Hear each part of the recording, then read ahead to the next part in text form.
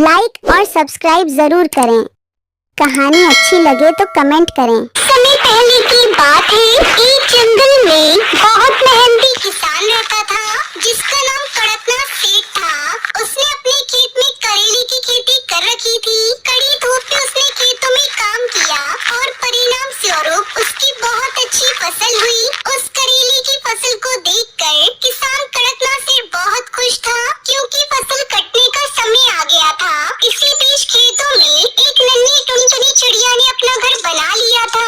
उसके बच्चे अभी बहुत छोटे थे। उसके पास और कोई रास्ता नहीं था सिवाय उस किसान के खेत में घर बनाने के, क्योंकि बरसात का मौसम भी चल रहा था। एक दिन मैं आज बहुत खुश हूँ। मेरी कड़ी मेहनत रंग लाई। इतने महीनों बाद मुझे ये करेले की फसल मिली है। इन्हें तोड़कर मैं बाजार में अच्छे दामों में बेचूंगा। कल मैं अपने बेटे कालू के साथ खेत पर आऊंगा, फिर हम सोचेंगे कैसे क्या करना है। फिर अगले दिन किसान अपने बेटे कालू के साथ करेले के खेत पर आया और उसने अपने बेटे से कहा, देखो कालू बेटा, हमारे करेले की खेती कितनी अच्छी हुई है। मेरी दिन रात की मेहनत रंग लाई। बस हम ये करेले सही समय पर तोड़कर इन्हें बाजार में बेच दे, ताकि हमें इसकी कीमत मिल सके। बेटा तुम ऐसा करो कि अपने सभी रिश्तेदारों को आमंत्रण करो, ताकि अगले शनिवार आकर फसल काटने में वो सब हमारी मदद करें, क्योंकि ये काम हमसे अकेले नहीं हो पाएगा। पर किसान की ये बात सुनकर टुनटुनी चिड़िया के दोनों बच्चे बहुत घबरा गए और अपनी माँ से कहने लगी, अब हमारा क्या होगा माँ? अभी तो हम पूरी तरह से उड़ने लायक नहीं हुए हैं माँ। हम यहाँ से कहाँ जाएंगे? अगर किसान अंकल ने फसल काट दी तो हम बेघर हो जाएंगे। आपने कुछ सोचा है या नहीं? माँ मुझे तो बहुत डर लग रहा है। तभी उनकी माँ टुनटुनी चिड़िया ने अपने बच्चों को समझाते हुए कहा, मेरे बच्चों, तुम दोनों चिंता मत करो।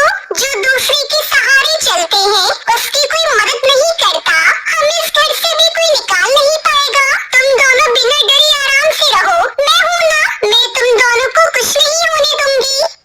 अगले शनिवार जब बाप बेटे अपने खेत पर पहुँचे तो वहाँ कोई भी रिश्तेदार नहीं आया था। ये देखकर उन दोनों को बहुत निराशा हुई। तभी किसान कड़कनाथ सेठ ने अपने बेटे कालू से कहा, बेटा ये रिश्तेदार पक्षी क्यों नहीं आए अभी तक? मैंने इन्हें बुलाने के लिए कहा था ना, पर ये आए क्यों नहीं? चलो कोई नहीं, बेटा कालू तुम दोबारा उन्हें एक बार बुला लेना। ये बात सुनकर बच्चे फिर से डर गए, लेकिन इस बार भी टुनटुनी चिड़िया अपने बच्चों के साथ बिना डर कर वहाँ खेतों में रही। तभी टुनटुनी चिड़िया के पास हरिया तोता आता है और उससे कहता है, क्या हुआ बहन, तुम क्यों परेशान नजर आ रही हो? और तुम्हारे बच्चे भी बहुत उदास हैं। बताओ मुझे क्या बात है, शायद मैं तुम्हारी कुछ मदद कर सकूं। तोते भैया मैं क्या बताऊं, हम बेघर हैं। बहुत तेज बरसात की वजह से मेरा घोंसला टूट गया था। मैं अपने अंडों को लेकर यहाँ इस खेत में आ गई। अभी मेरे दोनों बच्चे बहुत छोटे हैं और वो उड़ना भी नहीं जानते। अच्छा टुनटुनी बहन, मैं एक बार उस किसान से बात करके देखता हूँ, शायद वो तुम्हारी मदद कर दे। फिर हरिया तोता ये कहकर कड़कनाथ सेठ के पास जाता है और उसे सारी बात बताता है, लेकिन कड़कनाथ सेठ उस टुनटुनी चिड़िया की मदद करने से साफ इनकार कर देता है। टुनटुनी बहन मुझे माफ कर दो, मैंने अपनी तरफ से पूरी कोशिश की, लेकिन वो किसान नहीं माना। अब मैं चलता हूँ। कोई बात नहीं हरिया भैया, आपने अपनी तरफ से कोशिश तो की, बस मेरे लिए बहुत है।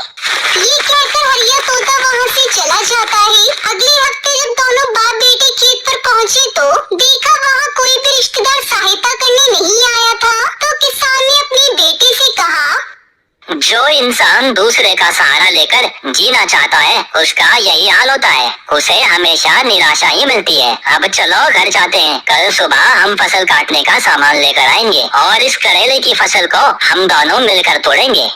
जब टुनटुनी चिड़िया ने सुना तो उसने अपने बच्चों से कहा, चलो बच्चों, अब इस करेले के खेत में से जाने का समय आ गया है। जब इंसान खुद का काम खुद करने की प्रतिज्ञा कर लेता है तो फिर उसे किसी के सहारे की जरूरत नहीं पड़ती है और ना ही कोई उसे रोक सकता है।